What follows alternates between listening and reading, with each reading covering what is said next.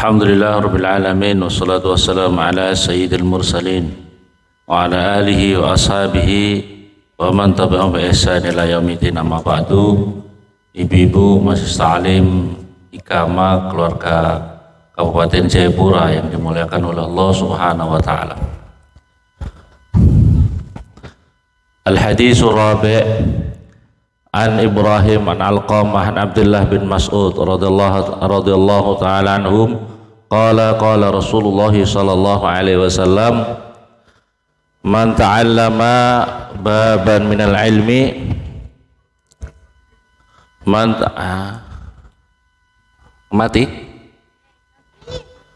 baban minal ilmi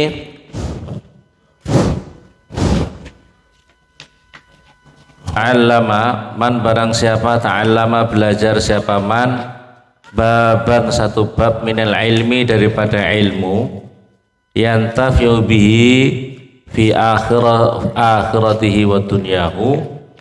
Barang siapa mau belajar ilmu hanya satu bab saja, katakanlah kita belajar ilmu satu bab toharoh, bab bersuci atau bab apa yang itu bermanfaat dirinya di akhiratnya dan di dunianya, a'tallahu khairan lahu fi umri dunya sab'ata alafin, maka Allah akan memberikan baginya kebaikan daripada umur dunia, daripada umur dunia ini sab'ata alafi sanatin, pada 7.000 tahun, yang siyamun nahariha wa qiyamul layaliha, yang dirinya itu seperti puasa terus menerus selama 7.000 tahun dan terus menerus qiyamul lail, salat malam yang diterima oleh Allah, ghairu mardudah, yang tidak ditolak oleh Allah SWT. Maka oleh karena itu ibu-ibu yang dimuliakan oleh Allah, pentingnya belajar ilmu agama. Ini kalau bisa memang belajar ngaji satu bab ini ya, satu bab kita belajar ini yang berkaitan manfaatnya untuk dunia akhirat, itu seperti kita ibadah terus menerus kepada Allah. Kita terus menerus ibadah kepada Allah selama 7.000 tahun, 7.000 tahun ya, sab'ata alafin, 7.000 tahun. Masya Allah, umur kita tidak sampai 7.000 ya, paling berapa tahun. Tapi kalau kita mau belajar ilmu, maka kita seolah-olah terus menerus belajar kepada Allah, yang terus menerus berpuasa, yang terus menerus sholat malam, yang tidak ditolak, yang makbul dan tidak ditolak oleh Allah Subhanahu wa taala. Wa qala Nabi sallallahu alaihi wasallam, ini tentang keutamanya ilmu. Ana madinatul ilmu aliyu babuha, kata Rasulullah sallallahu alaihi wasallam, saya ini adalah kotanya ilmu, dan Ali, Imam Ali karramallahu wajhah, itu adalah pintunya ilmu. Jadi Imam Ali itu dikatakan oleh Rasulullah dalam hadis, pintunya ilmu agama itu lewatnya Imam Ali. Sebab diantaranya pintu-pintu ilmu lewat Imam Ali itu apa? Karena Imam Ali adalah yang memprakarsai pintu-pintunya ilmu syariat, ilmu nahu, ilmu sorof. Karena untuk masuk kepada seluruh ilmu-ilmu agama ini dibutuhkan ilmu nahu, ilmu sorof, dan itu adalah dimulai yang memprakarsai adanya ilmu itu adalah dari Imam Ali karramallahu wajhah. Maka oleh karena itu ibu-ibu yang dimuliakan oleh Allah, kalau kita ingin belajar ilmu agama, apakah itu kita faham Al-Quran, hadis, fikih, tasawuf dan lain sebagainya, maka kita harus belajar ilmu nahu, ilmu sorof. Sebab pintunya dari situ, dan itu adalah yang memprakarsai Imam Ali karramallahu wajhah ya. Jadi, tapi ibu-ibu kira-kira bangga mana gini, anaknya ibu bisa ngaji kitab, bisa nahu sorof, kira-kira lebih diutamakan mana dengan umpamanya anak-anaknya ibu punya apa itu ranking 1 di sekolah, kira-kira ibu-ibu milih mana? Insyaallah ana madinatul ilmi wa alim. Falamma sama al khawarij, ketika orang-orang khawarij mendengar tentang hadis ini, maka timbullah hasud kepada Imam Ali. Maka kemudian kumpul asratu nafarin, 10 orang-orang pinter-pinternya orang Khawarij mau ngetes kepada Imam Ali dengan satu pertanyaan. Imam Ali mau dites dengan satu pertanyaan. Qalu inna nas'alu minhu mas'alatan wahidah. Saya akan bertanya kepada kamu wahai Ali satu pertanyaan saja. Wa nara kaifa yajibu lana, dan saya akan melihat apakah jawaban kamu, karena kamu adalah pintunya ilmu, kamu bisa menjawab dengan jawaban yang berbeda dan benar apa tidak. Ini tantangannya orang Khawarij. Maka kemudian yang satu bertanya, anahu alim kama qala, apa ini? Bagaimana masalah? Wa nara kaifa yajibu lana fala jawab wahidan min jawaban akhar na'lamu annahu alim. Kama qala Nabi sallallahu alaihi wasallam. Fa jawab wahidun. Maka datang dari salah satu mereka, ya Ali, al-ilmu afdal amil mal. Wahai Ali, saya mau bertanya kepada kamu, ilmu itu lebih utama atau harta benda? Ilmu itu lebih mulia mana dengan harta benda? Jawabnya Imam Ali, faqala al-ilmu afdal. Ilmu itu lebih utama daripada harta. Faqala bi ayyi dalilin? Dengan mana dalil kamu mengatakan bahwasanya ilmu lebih utama dari harta? Qala al-ilmu mirasul anbiya wal mal mirasut Qarun wa Shaddad wa Fir'aun. Ilmu itu adalah warisnya para nabi-nabi, sementara harta itu adalah warisnya Qarun, Shaddad, Fir'aun wa ghairihim, dan selainnya mereka, orang-orang yang memuja-muja harta benda. Fadhaba, maka lantas orang satu ini pergi dengan ini jawaban dicatat ini. Fajalakhar, maka kemudian datang orang Khawarij yang lain. Fasala kama salal awal, maka pertanyaannya sama. Wahai Ali, ilmu lebih mulia mana dengan harta benda? Fajab Ali, maka jawaban kedua, al ilmu afdal minal mal. Ilmu itu lebih utama daripada harta. Faqala bi ayyi dalil? Dengan apa dalilnya? Waqala al-ilmu yakhrisuka wal mal tahrusuhu. Kalau ilmu, ya al-ilmu yahrusuka. Kalau kamu punya ilmu, ilmu bisa menjaga kamu. Tapi kalau kamu punya harta, harta yang kamu jaga, kamu yang menjaga harta. Ini bedanya ilmu dan harta. Jadi kalau kamu punya harta, harta yang kamu jaga. Kalau kamu ilmu, kamu dijaga oleh ilmu. Wa ja'a wahidun minhum, maka datang lagi yang ketiga. Salah kama salal awal, pertanyaannya sama. Wahai Ali, manakah lebih utama ilmu dan harta? Kama salal awal wasani. Fajab Ali radhiyallahu anhu, qala al ilmu afdal. Ilmu itu lebih utama. Faqala bi dalil? Dengan apa dalil? Faqala li sahibil aduun katsir. Orang yang punya harta banyak, orang yang punya harta benda banyak, aduun katsir, punya musuh yang banyak.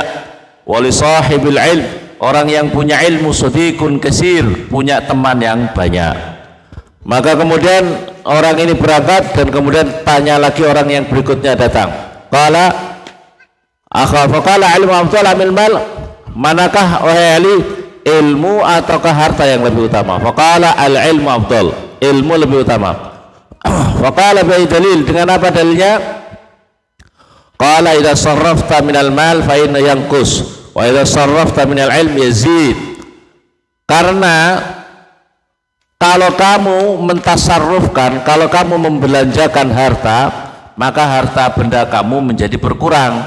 Tetapi kalau kamu membelanjakan ilmu, kalau kamu manfaatkan ilmu, ilmu justru akan semakin bertambah.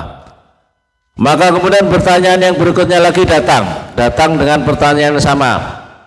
Wa hadzal jawab hadara wa akhar fasalaka masalu. Maka kemudian bertanya, wahai Ali, ilmu ataukah harta benda yang lebih utama? Qal al ilmu afdal minal mal. Faqala bi dalil? Apa dalilnya wahai Ali? Qala sahibul mal yud'a bi ismil bukhl wal wa sahibul ilm yud'a bi ismil azam wal kiram.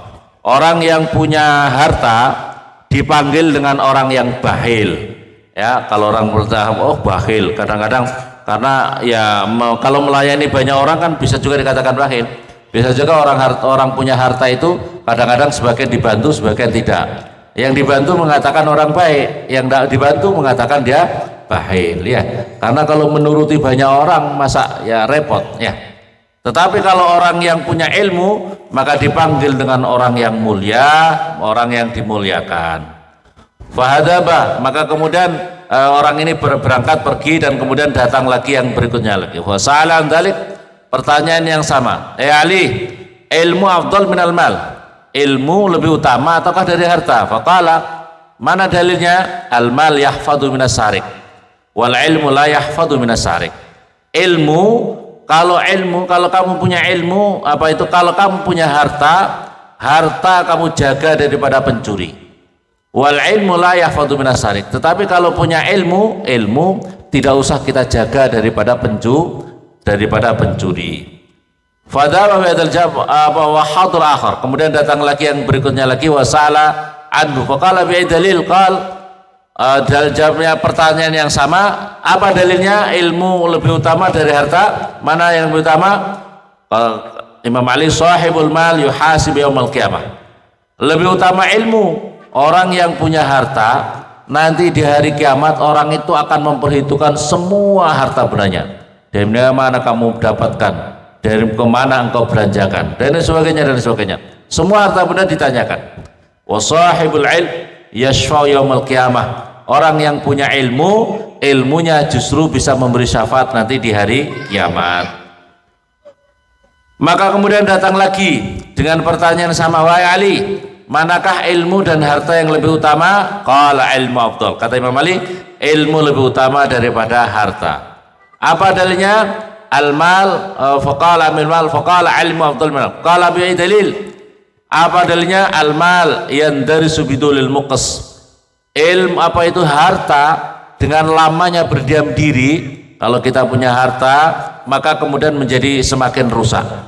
Ya, tapi kalau ilmu tidak akan rusak dan tidak akan rusak dengan bertambahnya hari-hari, dengan lewatnya beberapa masa.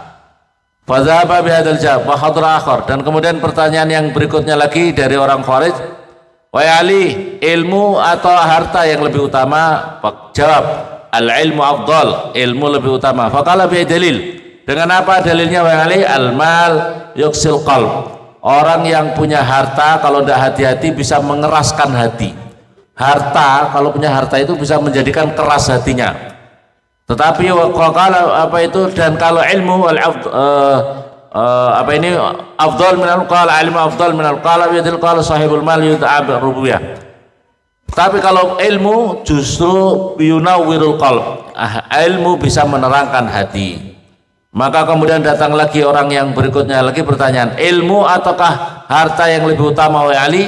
Maka al ilmu afdal minal mal. Ilmu lebih utama daripada harta. Faqala bi dalil. Orang yang punya harta disebut dengan rububiyah bisababil mal. Tapi kalau orang yang punya ilmu disebut dengan ubudiyah, orang ahli ibadah. Falau saluna, maka ini jawaban Imam Ali, pertanyaan 10 orang dengan jawaban yang berbeda-beda. Kata Imam Ali, kalau andaikan mereka bertanya terus menerus, maka aku akan jawab dengan jawaban-jawaban yang berbeda. Maka oleh karena itu ibu-ibu yang dimuliakan oleh Allah, pentingnya kita ini mempersiapkan diri untuk belajar ilmu agama, ya, belajar ilmu agama. Saya ingin bercerita, Ibu. Kalau orang itu niat, kalau seseorang itu niat untuk belajar ilmu agama, kalau niat belajar ilmu agama terus menerus seperti masih taklim ini, saya ingin niat belajar, saya ingin niat belajar, saya ingin belajar. Kalau ibu-ibu niatnya selalu thalabul ilmi seperti ini, maka kita ini disebut dengan orang yang thalib, orang yang pelajar, orang yang belajar. Orang yang belajar ilmu agama, orang yang jihad fisabilillah. Kalau dirinya meninggal di dalam proses dirinya dalam proses terus menerus dalam niatan ibadah ini untuk belajar ilmu agama, maka kalau dia meninggal matinya mati syahid.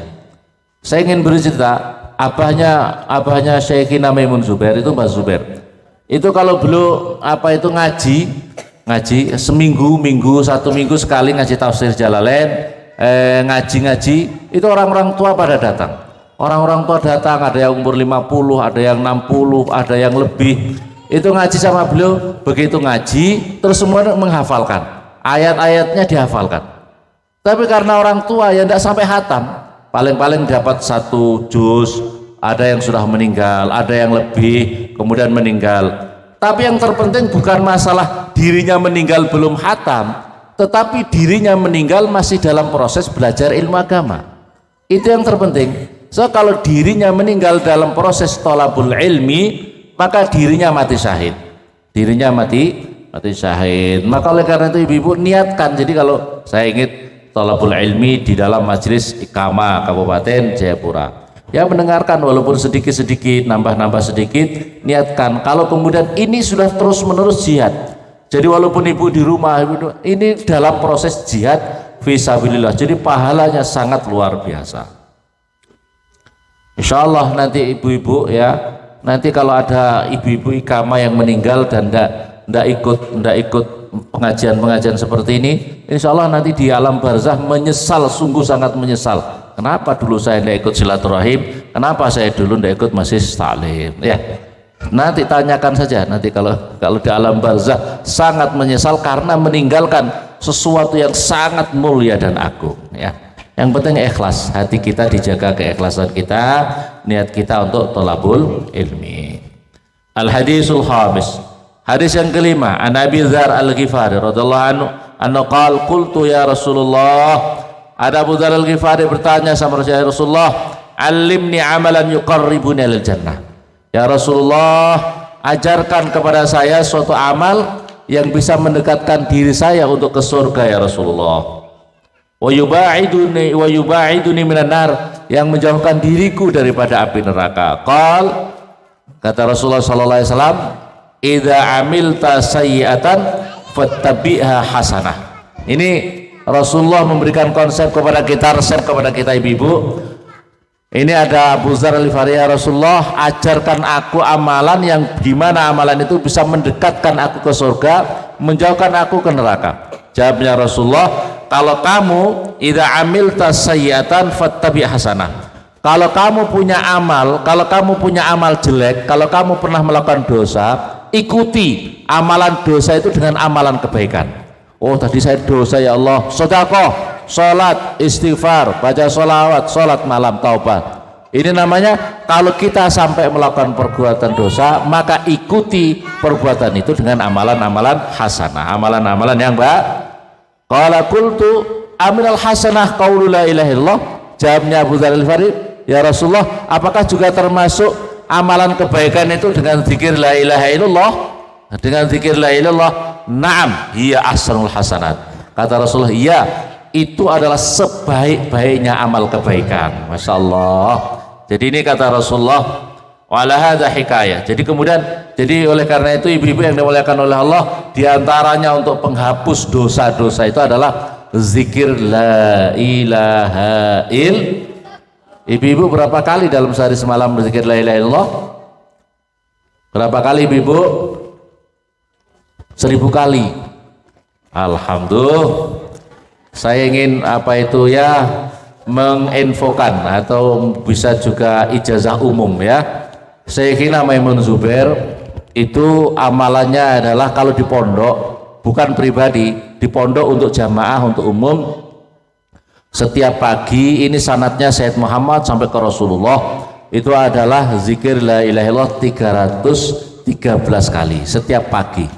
Jadi setelah subuh, ibu-ibu walaupun halangan tidak apa-apa, la ilaha illallah, la ilaha illallah, sebentar saja la ilaha illallah. Jadi kalau bisa itu la ilaha illallah 313, ini amalannya Sayyidina Maimun Zubair. Kalau kami di pondok juga gitu, di Komba juga amalannya kita setiap pagi baca 313, karena ini kami sudah ditalkin dari Sayyidina Maimun Zubair tentang zikir la ilaha illallah. Jadi insya Allah ini luar biasa kalau bisa diamalkan setiap pagi, apalagi kalau pokoknya setiap pagi amalan 313 ya, kalau bisa mengamalkan ini. Wala hadza hikayah anna rajulan kana waqifan. Dengan zikir la ilaha illallah ini ada sebuah cerita di dalam kitab ini. Ada sebuah cerita, kana waqifan bi Arafah. Ada seseorang yang wukuf di Arafah. Ketika wukuf di Arafah itu beliaunya membawa 7 kerikil, 7 batu yang disiapkan di sini. Maka kemudian dia itu mengucapkan gini, faqad ishhadu anni inda rabbina. Wahai batu-batu, anggap ya, wahai batu-batu, saksikanlah ya kamu untuk menjadi saksi diriku bahwa nanti di akhirat, kalau apa itu nanti di akhirat, bahwa saya sudah bersaksi asyhadu an la ilaha illallah wa anna muhammadar rasulullah. Saksikanlah ya wahai batu, dan alam semesta ini menjadi saksi Ibu. Jadi dunia ini kalau kita berzikir di mana, sholat di mana, itu menjadi saksi. Dan ini juga melakukan hidup. Wahai batu-batu, tolong ya kamu menjadi saksi diriku bahwa aku di dunia ini nanti di hadapan Allah aku sudah berzikir, apa itu bersaksi asyhadu an la ilaha illallah wa asyhadu anna muhammad rasulullah. Ini dia mengucapkan seperti itu. Ibu-ibu, makanya kenapa kalau kita sholat itu, kalau kita sholat di sini, kemudian nanti suruh sholat di sampingnya, sebab tempat sujud ini menjadi saksi buat kita. Di lingkungan saksi bahwasanya ibu ini di tahun ini, di jam ini, detik ini sholat di sini, sujud di tempat ini. Nanti kemudian di tahun berikutnya jam berikutnya lagi dia sujud di tempat ini. Besok nanti kita sholat lagi di sini. Besok ibu ini sholat di tempat ini. Ini menjadi saksi semuanya. Jadi saksi-saksi kebaikan kita di alam semesta. Semesta ini menjadi saksi diri kita. Saksi akan apa itu di hadapan Allah kebaikan. Tapi juga menjadi saksi kalau kita berbuat dosa. Bahwasanya orang ini di jam ini melakukan dosa di tempat ini. Juga akan menjadi saksi. Maka keadilan yang sangat adil, yang sama sekali tidak ada pengkhianatan, itu nanti di akhirat. Kalau di dunia, ya di dunia ya, karena setannya masih juga kuat ya. Alhamdulillah, subhanallah. Terus kemudian orang tadi yang sudah melakukan begitu mimpi seolah-olah kiamat telah terjadi. Kama ya ranem, karena kiamat seolah-olah kiamat telah terjadi. Qatamat wa anna khusibah wajabanar. Dan orang itu ternyata memang orang yang ngomong seperti itu ternyata dosanya banyak. Kemudian orang ini mau lempar orang ini ke neraka.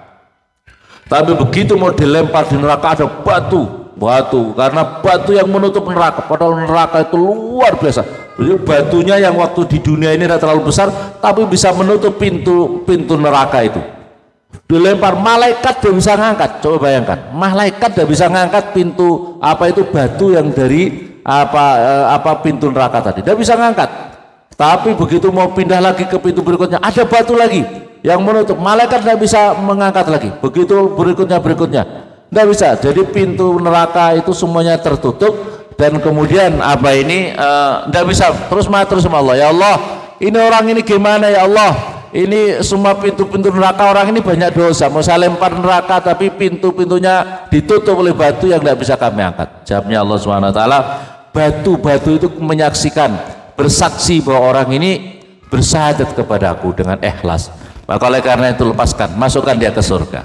Maka akhirnya dia masukkan ke surga. Maka ibu-ibu yang dimuliakan oleh Allah Subhanahu wa taala, maka diantaranya saya pernah bertemu dengan seorang Habib sepuh dari Bojonegoro, masya Allah, sudah sepuh banget. Itu beliau pesan, nanti kalau kamu nanti di Mekah, kalau ibu-ibu ya, pokoknya ini nanti kalau kamu di Mekah, zikir la ilaha illallah Muhammad Rasulullah, zikir selawat kepada Nabi. Kemudian ya Rasulullah, aku mohon untuk disaksikan, bahwa aku telah berzikir kepadamu, berzikir kepada Allah dan engkau menjadi saksinya ya Rasulullah. Jadi minta supaya kita ini Rasulullah menjadi saksi atas zikir kita di hadapan Allah nanti. Jadi kalau kita ada masalah, oh iya ya Allah, iya ini pernah berzikir kepadamu dengan ikhlas, aku yang menjadi saksi dirinya ini. Nah, kalau Rasulullah yang menjadi saksinya, masya Allah ya, insya Allah kita diselamatkan dari api neraka. Amin Allahumma amin.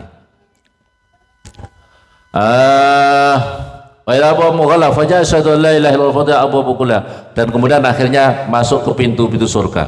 Begitu disuruh masuk ke surga, ternyata pintu-pintu surga ditutup karena dia ini sesungguhnya ahli neraka ya. Sesungguhnya ahli neraka karena dosa-dosa. Tapi begitu zikir kemudian dibuka la ilaha illallah Muhammad Rasulullah, terbukalah pintu-pintu surga. Maka oleh karena itu la ilaha illallah adalah kunci surga. Wa hukiya al-Imam Az-Zaidi Sayyidil Mufti rahimahullah ta'ala li Nabi al-Mufti rahimahullah ta'ala qala anna Musa sallallahu alaihi naja rabbah.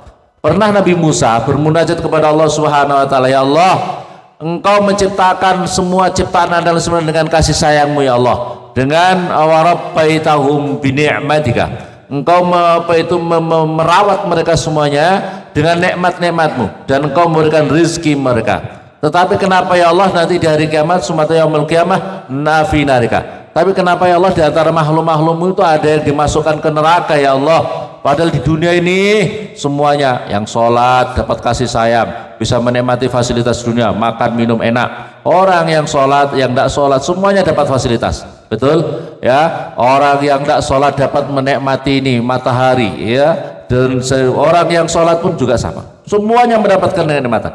Tapi kenapa nanti di akhirat kok ada apa itu, ada neraka ya Allah? Orang-orang ada yang dimasukkan ke neraka ya Allah. Jawabnya Allah Subhanahu wa taala, wahai Musa, silakan kau menanam sesuatu, tanamlah sesuatu.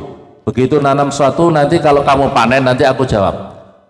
Kemudian setelah itu, setelah dipanen, maka kemudian wahai Musa, yang kau ambil kenapa yang buahnya saja, yang baik saja? Iya ya Allah, yang aku ambil yang baik saja, yang tidak manfaat saya buang, saya jadikan sampah.